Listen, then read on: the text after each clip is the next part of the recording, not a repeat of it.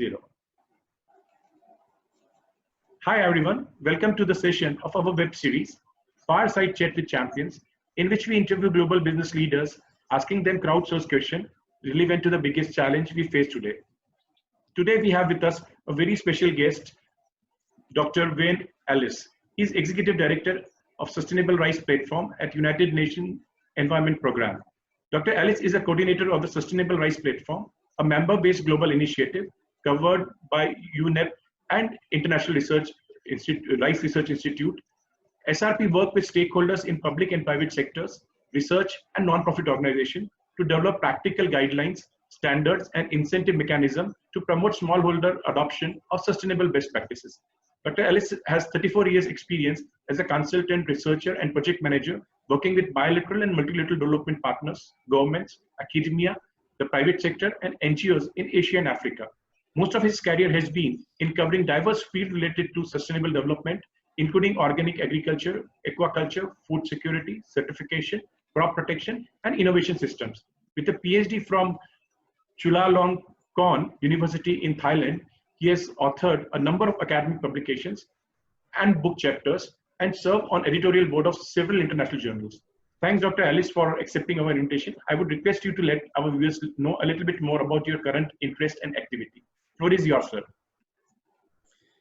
Well, thank you very much, Deepak. It's a pleasure to be here, and thank you for reaching out. Always keen to engage in dialogue on these pressing questions, and COVID has given us cause for pause, I think, in many respects, because it is an opportunity to turn a crisis into opportunity, and also to really consider the impacts of what we're doing and the signals that COVID is sending us. Maybe first a short introduction as to the Sustainable Rice Platform. We have indeed it's a global multi-stakeholder alliance with around 110 members right now, spanning the whole stakeholder spectrum. So we're a broad and eclectic alliance that brings together civil society, business, research, government, and international organizations. We are registered as a not-for-profit in Germany, and we have our host. We are hosted at the UN Environment Regional Office in Bangkok, where I sit today. So, really,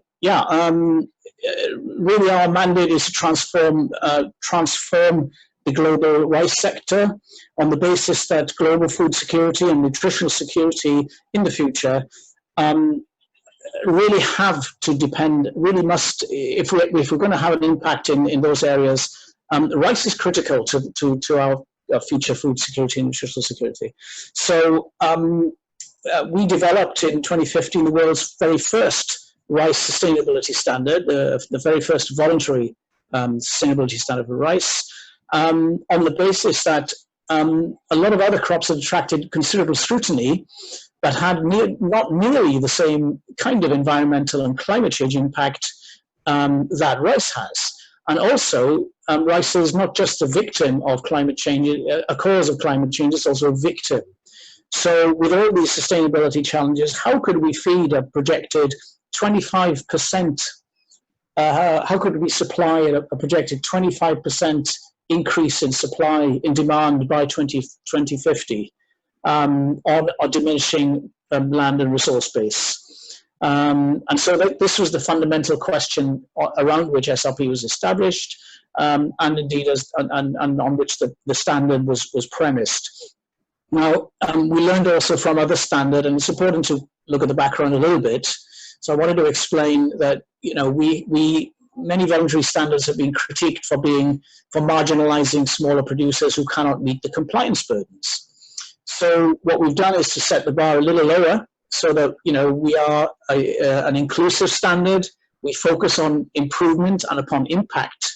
So as well as the normative foundation that is the standard, so it's a working definition of sustainability, we also have a set of indicators that allow us to measure how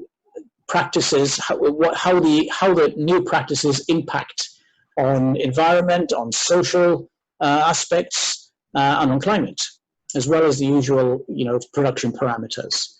And that in turn allows us to compare the sustainability of any rice system. So if you have the definition as represented by the standard and you have the impact indicators, you can compare the sustainability attributes of a wetland or a dryland rice system, temperate or tropical rice system, using the same lens. So that's an important, I think, thing to remember. And it's also important that lens is one, that approach is one that is supported by a broad range of stakeholders. So it is not contested as a definition. So that's sort of the genesis of the SRP as we stand. We are working now basically through two main sort of thrusts, I suppose, and one is a public sector and one is a private sector. On the public sector side, well, it's policy advocacy. I think that is going to lead the transformative change that's needed. How do you incentivize change in a highly fragmented sector such as the rice sector, where you have 150 million smallholders principally around South and Southeast Asia? The second thrust is for the private sector, and that is how do you drive awareness and consciousness of sustainability attributes among consumers and amongst retail partners, and how do you then incentivize change amongst farmers to supply the market? So we conducted a number of pilots between 2016 and 2017, and the International Rice Research Institute was instrumental in analyzing all of these. And whilst these are not, really rigorous longitudinal studies covering many years, they do cover a wide range of production contexts. And what we found really compelling was that irrespective of, how the rice was produced, dryland, wetland, whatever, we found similar kinds of impacts. In other words, in flooded systems, we found reductions in water use, reductions in emissions. In all systems, we found reductions in chemical use. And mostly, we also found improvements in bottom line. So farmers benefit from improved livelihoods. And that's independent, I guess, of whether or not you attach a premium for farmers for sustainable rice production.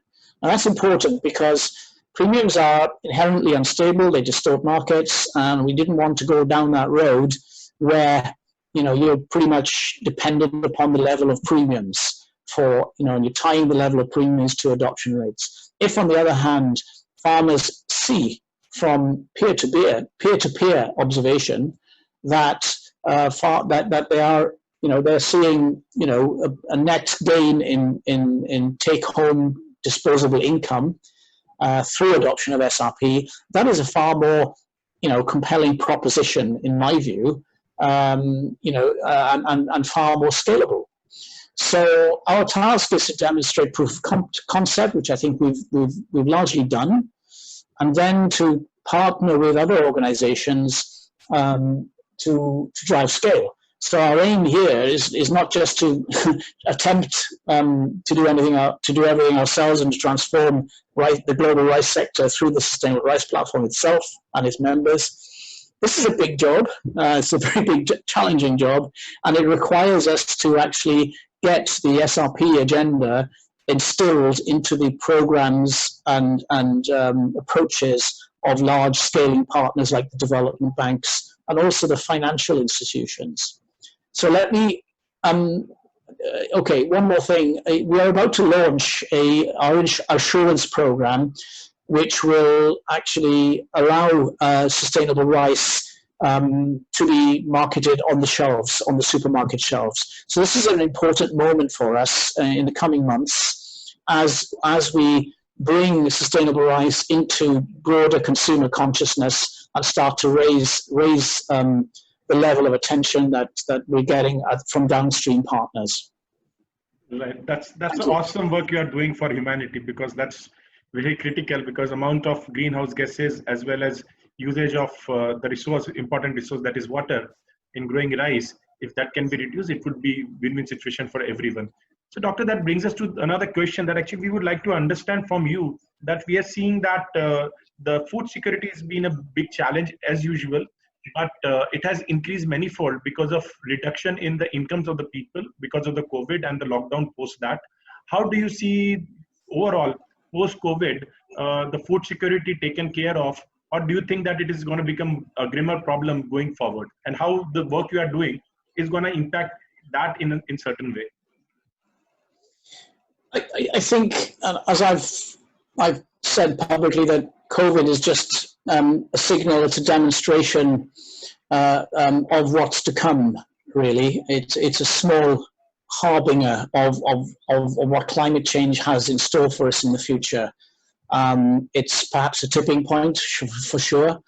It's creating massive disruption in global food chains, including in rice. But this is nothing compared with what's to come. If you start to combine, a pandemic with, let's say, a global increase in average temperatures, or droughts, or floods, or sea level rise, or salinity. I mean, if that moves beyond the current sort of process, if those rates of change increase at all, we are going to see massive knock-on effects. So, we see COVID-19 hugely disrupting the global rice sector, which is already thrown into turmoil by climate change. Let's not imagine that the global food supply chains were okay until COVID came along. I think the civil society has been saying for some time that the global food system is broken. Hence, and that's the reason why organizations like UNEP and UNDP and so on are embarking on major initiatives to do with sustainable food systems. How can we reduce our dependence on fewer and fewer crops? How can we diversify our food supplies? How can we move away from concentration in global supply chains by a few multinational conglomerates? How can we reduce our dependence on meat? These are fundamental questions that move into lifestyles, that talk about lifestyles as well as production. So I think you were right in your introductory remarks when you said this is an opportunity to actually take stock and change. I'm somewhat, I guess, cynical about whether this will really happen. I fervently hope that at least it will happen to some extent. But we know human beings are very resistant to change. So I mean, realistically, I think that we are going to have to make do with iterative change rather than transformative change.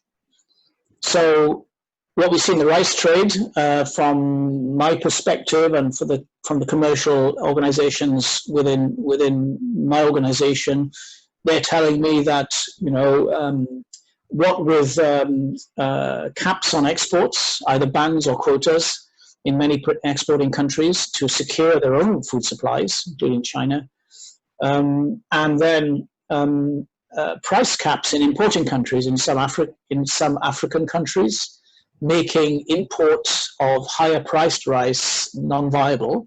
We're going to see, already price spikes, but also actual shortages in importing countries. We are seeing roughly half the global trading volume removed from the market, and that's massive in its impacts, and that's because of the combination of lockdowns, disruption of port activity, difficulties in auditing as well, in inspections, and also market changes. So I think these are very major impacts on global trade, which are probably not going to be short-term in nature, even after COVID lifts, because once you impose these kind of caps, they tend to be kind of not so easy to remove. They tend to remain. So it'll take some time to recover, quite some time to recover to pre-COVID levels. And we are also seeing right now, what else is there? We're seeing things like, panic buying, of course, is happening, and price surges, which are disproportionately harming poorer households for whom rice is a staple. So there are many, many local effects that we don't really hear about. Lockdowns make it harder for farmers to obtain vital inputs such as seeds and farm chemicals and labor. Crops that are in the field are at risk because of a lack of labor, where, when quarantines force migrant workers to return home, for example, you miss windows for planting and harvesting and field operations, and all of this combines to devastate their yields. So I think we're going to see drastic reductions in farmer incomes as this growing season comes to an end. It's a perfect storm because it comes at a time where underlying climate change impacts are already compromising food and water security. For example, in India and Pakistan, we are seeing, a lot of rice produced in these countries use groundwater abstraction for irrigation, and the water table is in some places falling by as much as 90 to 100 centimeters per year. How long can we continue like that? Africa is then coping additionally, as I mentioned, with a massive locust plague attributed to heavy rainfalls and cyclones over the past 2 years. So all of this, comes together in a perfect storm, and that will cause immense disruptions to global food systems. Very well articulated, sir. Really appreciate your very frank and also that insightful summary of what's happening in food security area. That brings us to, sir, basic understanding about how do you feel that the digitization, because there has been a lot of talk, including people like us who are in digital agriculture space. We talk a lot about digitization would change the way the farming is being done and all those type of things.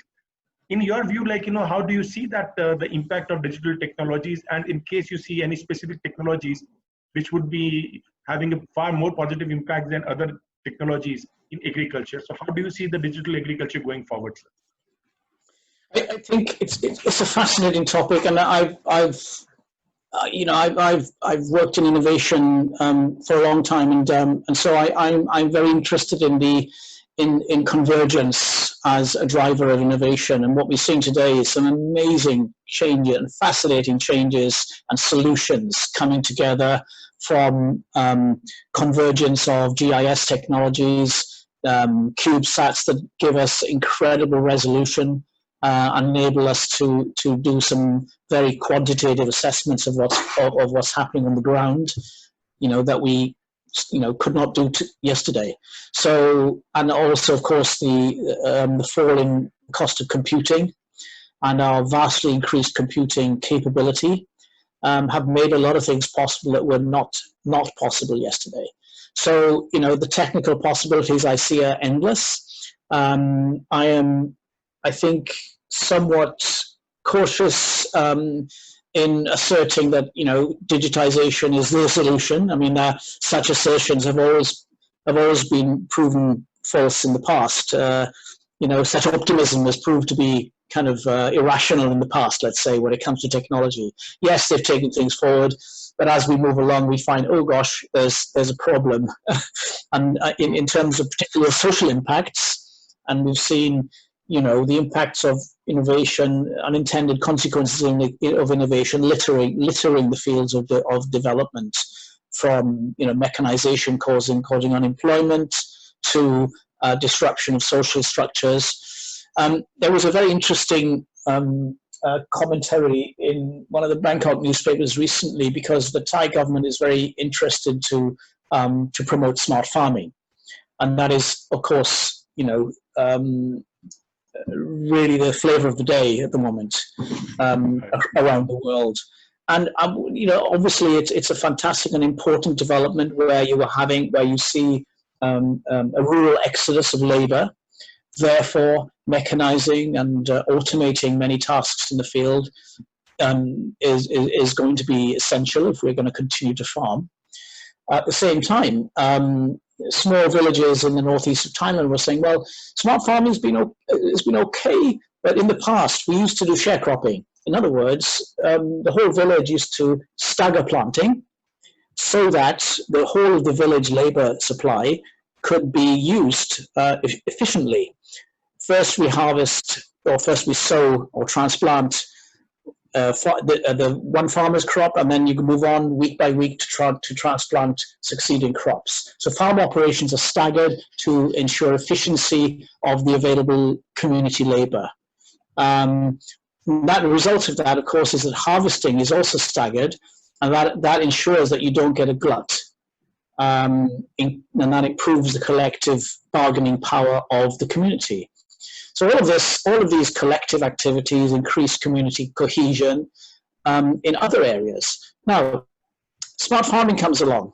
What does that require? It requires that you schedule your activities to drive scale. So a service provider will not want to bring his combine to harvest one field. He'll want the whole farm to plant synchronously. So basically, village labor is now hired rather than used collectively. So individuals compete against each other to supply labor. Secondly, produce is produced synchronously, leading to gluts. So communities are at a disadvantage in negotiating with buyers. So their prices are going down. So essentially, the community cohesion is disrupted by some of these smart farming techniques that require synchrony in production. They also, don't forget, they also require all the farmers to produce the same varieties of the same crops. So they may be impacting on biodiversity as well. So, in terms of risks, again, planting asynchronously reduces the overall risk caused by weather fluctuations or climate change. So there's another impact for you. So I'm pointing to a bunch of different downsides brought about or unintended consequences of smart farming in terms of their social impacts.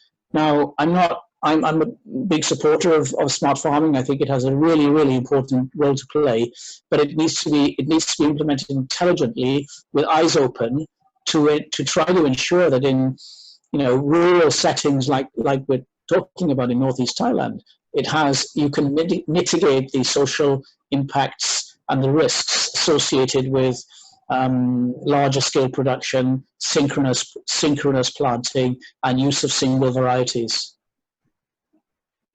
That's very well articulated again, sir. Actually, you rightly said that the smart farming need to be adopted with eyes open, and you don't need to just do it for the sake of digitizing things without knowing where it is ending up. So that's awesome. And so that brings us to the last part of this discussion, sir. I would like to understand from you, in case you have to advise three different stakeholders: one are the regulators and the government, second the investors, and third the agri-entrepreneurs or the startups working in tech. What would be your advice to these three different type of people? Goodness! I need a pay rise before answering that question. No, I think for regulators, I see we've been having some discussions actually on biopesticides because, as you know, there's been huge controversy over chemicals. We would like to suggest that regulators, first of all, fast-track registration and increase funding, R&D funding for alternatives to chemical pesticides and to hard chemistry in particular, so that we can reduce first of all the health impacts on producers and on consumers. And drive more balanced agro ecosystems in situ.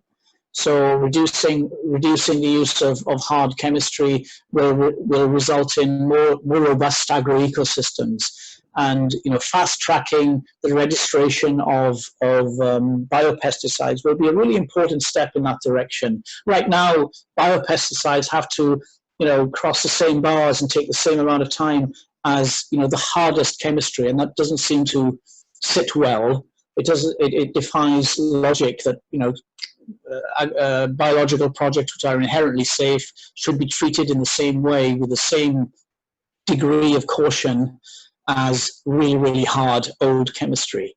So I would advocate that across the board to fast track recognition and use of biopesticides in rice and indeed in other crops too. For the industry, for the private sector, let's move on. We actually issued a call to action to the private sector in the rice industry last September as part of the Champions 12.3 challenge, which is to do with food loss and waste. We challenged the industry to reduce their food loss and waste by 50% by 2030, in keeping with the Champions 12.3 initiative, which the World Resources Institute is leading. And I think Mars, the chair of Mars Food is also, I think, chairs this initiative actually. So we are working now to actually, you know, monitor action by the industry against those metrics.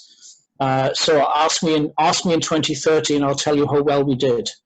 But in general, we'd like also to see sustainable procurement. So we are asking retailers and downstream actors to start, you know, incentivizing their supply chain partners, you know, to supply sustainably produced rice to the market, to include SRP as part of their you know, sustainable procurement requirements. I would also like to see rice begin to be included in the green bonds trade.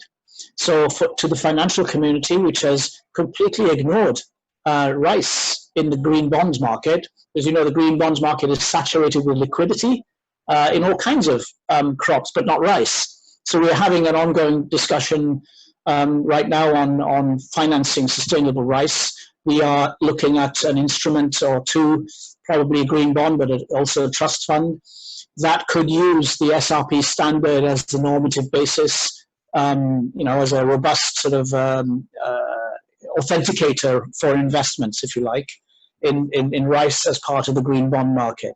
So we'd like the engagement of the financial sector in, you know, in supporting the rice sector through these kinds of mechanisms, which are used extensively in other agri-commodities. The other one was agripreneurs, I think, the third one? Yes, that's right, sir. Founders and agripreneurs, yes.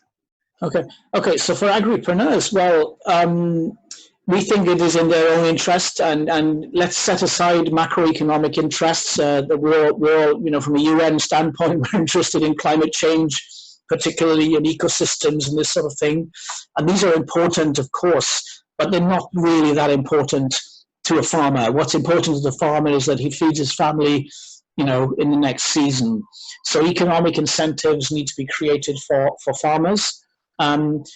We need, and also need to be demonstrated to farmers. So how can we, you know, ensure that farmers have access to the latest technologies that provide sustainability and reduce the amount of external inputs they require, whilst providing them with increased disposable income. That also includes not just focusing on rice as a commodity, but looking at rice from a landscape perspective as part of a broader ecosystem. And we are right now looking at landscape level indicators, landscape approaches through programs across Southeast Asia under the auspices of the Global Environment Facility, GEF. So we work with the World Business Council for Sustainable Development, with FAO, with UNEP, with GIZ, and with IRRI in a consortium called the Sustainable Rice Landscapes Consortium, to try to drive landscape level approaches that look at some of these issues like climate change, water security from a landscape perspective, you know, and try to improve net farm incomes and broaden the diversity of production on the farm, rather than simply focus on single commodities like rice. So that was excellent advisory and very insightful for all the three stakeholders. Be agile for the regulators, be transparent for the businesses, and show value for the agripreneurs. So that was great sum up of what excellent insight we have provided, sir. So it was a pleasure having you on this session of Fireside Chat. You are doing a great work for all of us, and thanks for doing that. Look forward to engage with you more in future and see to it that we create a sustainable agriculture environment for all of us. Thanks a lot, Dr. Ellis. It was a pleasure talking to you, sir. Thank you. The pleasure was mine. Yeah, take care. Bye-bye. Have a good day. Stay safe. Thank you. Thank you. Bye.